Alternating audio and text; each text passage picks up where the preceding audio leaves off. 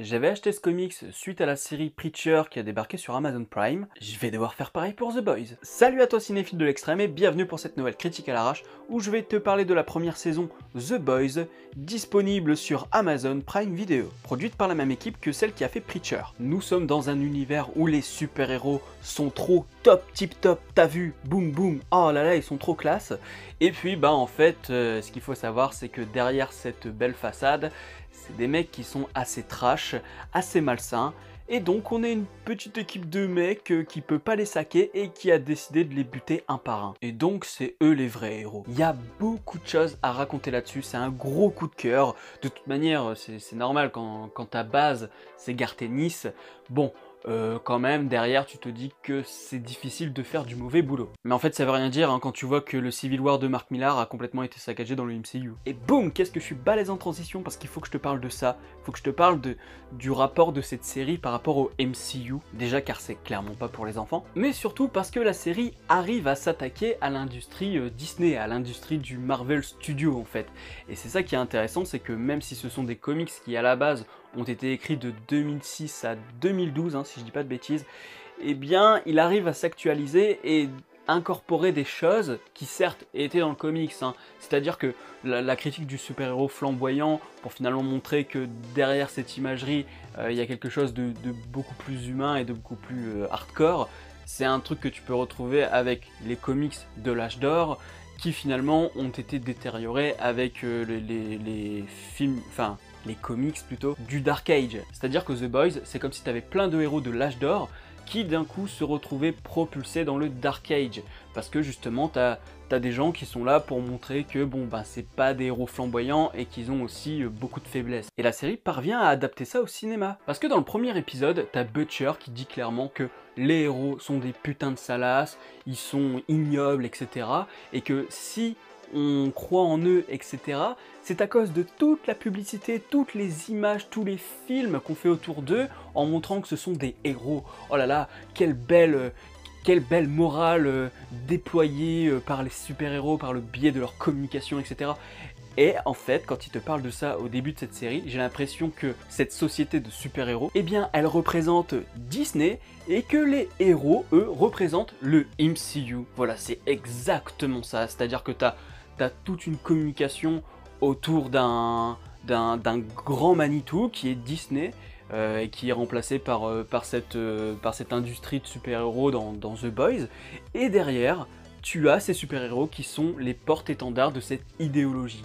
Et donc là, tu te retrouves avec une série qui te montre comment finalement on arrive à faire transparaître quelque chose de lisse avec une morale à la con et hypocrite, alors que derrière, t'as des putains de Manitou du marketing qui sont là pour finalement pour te manipuler. La population dans cette série, c'est juste des fans du MCU quoi. Et en ça, je trouve que la série se rapproche beaucoup des thématiques de Watchmen. On est clairement dans du Alan Moore, que ce soit la version comics ou la version ciné de Zack Snyder. On est clairement dans cette idée de dire, est-ce que finalement ces nouveaux dieux sont vraiment des dieux et est-ce qu'on a besoin d'eux? Et finalement, est-ce qu'ils sont pas plus nocifs pour la population que bénéfiques? Sur le thème de la remise en question du super-héros dans notre société, c'est nickel. Mais bon, Gartenis était là clairement pour poser les bases avant. Il les avait posées aussi dans Preacher en remettant en cause finalement la religion. Et là encore dans The Boys, on peut voir ce truc de religion. Putain, je suis fort en transition aujourd'hui, C'est-à-dire que Starlight, qu'ils ont traduit Stella dans les sous-titres, je sais pas pourquoi, eh bien elle vient d'un milieu évangéliste, etc. Et puis tu te retrouves avec une grande réunion d'évangélistes qui veut convertir tout le monde et qu'on peut pas cramer aux États-Unis. Donc on a Starlight qui participe à cet événement et on voit toute la connerie du christianisme et plus précisément de l'évangélisme avec « Ah, il faut pas faire l'amour avant. Oh, ma copine, elle est bouddhiste, mais j'ose pas lui dire que c'est quand même la mauvaise voie. Putain de fasciste. » Et donc le fait que Annie, donc Starlight, se retrouve sur scène et dise « Je ne sais pas, je ne peux pas vous dire, je n'ai pas les connaissances, je suis perdu », c'est pour te dire que la religion, c'est de la merde, et que Dieu ne va pas te sortir de la merde. Elle va jusqu'à dire qu'il faut pas suivre la Bible mot pour mot, parce que justement, ça a été écrit il y a des milliers d'années, que les mecs, ils ont écrit ça, l'espérance de vie à l'époque c'était 30 piges, aujourd'hui c'est plus la même, que les mœurs sont différentes, etc. Donc ça remet vraiment en question la religion, et donc par extension les dieux, et donc par extension le super-héros, parce que le super-héros, qu'est-ce que c'est si ce n'est un nouveau dieu, un dieu moderne? Cette série va au fond du problème. Ça te parle à la fois du capitalisme et de la société de consommation, ça te parle de la religion ambiante aux États-Unis et qui est imprégnée jusque dans leur code politique. Ça te parle vraiment de la société américaine, et par extension un petit peu occidentale, mais beaucoup plus américaine, parce que bon, ils n'ont pas encore les mêmes délires que chez nous par exemple. Donc là, clairement, on est sur une série intellectuelle, mais pas intellectuelle en mode oh là là, c'est trop cérébral, c'est prise de tête, machin. Ça reste du divertissement, mais qui te questionne. Et ce qui est bien, c'est que c'est pas juste de la baston, t'as vraiment des grosses réflexions, t'as des scènes très importantes de dialogue où tu te dis waouh, tout ce qu'ils ont à raconter, donc vivement la saison 2. Là, c'est pas le jardin d'enfants du MCU. Hein. Là, on est sur du très très lourd en termes de thématiques. On est sur des thématiques que Zack Snyder a déjà beaucoup exploitées chez DC Comics avec Man of Steel, Batman v Superman et Watchmen, évidemment. Et au-delà de cette réflexion sociologique, c'est trash, c'est drôle, c'est du cynisme comme pas possible. Et en même temps, les personnages sont vraiment bien écrits, c'est-à-dire que Butcher, tu te dis ah, le gars, j'ai pas confiance quoi, il est un peu trop radical. Mais comme il est super bien écrit, notamment à l'aide de flashbacks, et bah tu comprends cette radicalité, et du coup tu te dis, je ne suis pas d'accord mais je le comprends. Et quand toi en tant que spectateur t'arrives à avoir de l'empathie pour un connard pareil, c'est que c'est super bien écrit. Ah oui, en parlant de critiques de super-héros, ils sont 7 comme la Justice League, et comme d'hab, Aquaman se fait cartonner. Ah oui, et puisque je parle de cet homme poisson là, il y a aussi la question du féminisme, hein, clairement, c'est-à-dire que Starlight, c'est l'un de mes personnages préférés de la série, c'est celui qui se remet le plus en cause, qui est le mieux exploité en termes de ce qu'est d'être une femme dans le milieu professionnel. C'est la petite naïve de son bled, et puis quand elle arrive dans le monde de New York, là tout de suite, il faut qu'elle devienne beaucoup plus forte, et c'est intéressant de voir son évolution, donc le personnage est vraiment super bien écrit. Et le protecteur, alors oui dans les sous-titres c'est écrit le protecteur, mais je crois que c'est The Commander ou un truc comme ça, l'acteur qui le joue, il est incroyable, c'est-à-dire qu'il est là en mode hey, salut l'Amérique, je suis trop content d'être avec vous. Et puis derrière, le sourire figé, boum, il retombe et il devient tout de suite très oppressant et tu te dis ah putain, je suis pas à l'aise avec ce gars, il me fait vraiment peur. Non, vraiment, il y a rien à reprocher à cette série. Puis la colorimétrie, la manière dont c'est filmé, la manière dont c'est monté, etc., c'est vraiment nickel quoi. En plus, ce qui est intéressant, c'est que comme j'ai pas l'impression qu'ils aient non plus un budget de malade, ils vont pas s'emmerder à faire des trucs de ouf en termes d'effets spéciaux, et donc ils vont plus s'attarder sur les thématiques, ils vont plus s'attarder sur les dialogues, etc.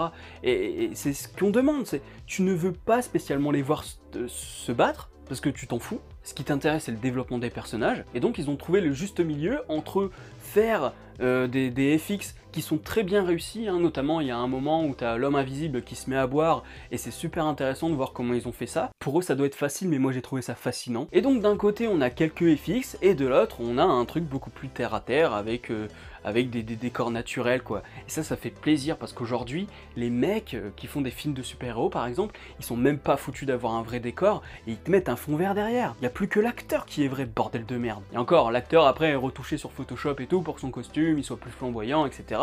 Là non, t'es dans le vrai, et même dans la forme filmique, t'as des moments où c'est filmé comme un reportage, donc t'as la caméra tremblotante, t'as du grain sur l'image, c'est filmé comme un documentaire à la manière de The Office, enfin, il y a tellement d'idées, que ce soit dans la narration ou dans la forme filmique, que voilà, c'est l'une des meilleures séries de super-héros. Et petite parenthèse, il y a une putain de bande-son, hein. Il y a du Rachid Taha, il y a du Gizmo, il y a du Youssoupha. Les mecs qui ont choisi les musiques, c'est des Français, quoi. Il y a du putain de rock des années 70, 80, 90, enfin c'est vraiment, mais tout est parfait dans cette série, donc si j'ai une note à lui donner sur Captain Watch, ce serait génial. Bah ouais, sans déconner. Là, clairement, je pense que avant que la saison 2 arrive, je vais remater la saison 1, pour voir s'il y a des choses que j'ai ratées, et pourquoi pas faire une vidéo un peu plus précise. Parce que là, il y a plein de thématiques qui, moi, m'intéressent en tant que lecteur de comics, et en tant que bouffeur de pop culture, et bouffeur de super-héros qui en a ras le cul du MCU, là. Et je crois que je déteste encore plus les fans inconditionnels, hein. Si t'as vu la série, le moment où Butcher parle aux gens qui ont subi des dommages collatéraux,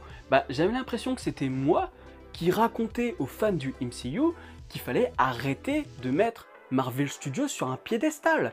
Butcher est en train de leur dire arrêtez de mettre les héros sur un piédestal parce qu'en plus de ça ils vous ont paralysé ou alors ils vous ont glacé la bite. Oui, il y a un glaçage de bite. D'ailleurs, ça me rappelle que je ne ferai plus de Kuni en étant en dessous de la meuf. Arrêtez de considérer Marvel Studios comme un être parfait, machin, à qui on ne peut pas faire de reproches, etc. Alors que Disney les prend pour des cons. C'est notamment pour ça que j'espère que la série va beaucoup être vue. S'il y a des gens qui doivent voir cette série, c'est les fans du MCU, mais sans conteste quoi. Parce que par exemple, les fans de DC Comics, c'est quand même des gens qui ont compris que les héros étaient quand même remis en question quoi, même si les films sont pas parfaits, même si Suicide Squad c'est vraiment pas terrible. Quant à Batman v Superman ou quant à Man of Steel, il y a quand même cette remise en question du super-héros. Le super-héros n'est pas parfait, le super-héros est faillible, et finalement il est peut-être pire que nous. À quel moment t'as ça dans le MCU? Ah si, à un moment, t'as Iron Man, il fait la guéguerre avec Captain America, ouh là là. Faut arrêter, on dirait des gamins au bac à sable, sauf que c'est dans un aéroport. Donc faut mater The Boys, et faut dire à tout le monde de mater The Boys, voilà, clairement. Et là j'ai qu'une envie, c'est d'acheter le comics, parce que je peux pas attendre la saison 2, il faut que je sache ce qui va se passer par la suite, et du coup j'ai envie de voir ce que Garth Ennis propose lui, avec sa vision du super-héros en 2006, parce que c'est vrai que la vision en 2006, c'est même pas la même qu'aujourd'hui. Faut savoir que Iron Man est sorti en 2008, Avengers en 2012, donc 2012 c'est au moment où The Boys s'est terminé. Donc la vision comics et série doit pas être exactement la même. Voilà, si la vidéo t'a plu, n'hésite pas à mettre un petit pouce bleu, à la partager sur les réseaux sociaux vraiment pour faire découvrir la série. Il faut vraiment que tout le monde la voit. C'est mon gros coup de cœur de l'année, hein, certainement.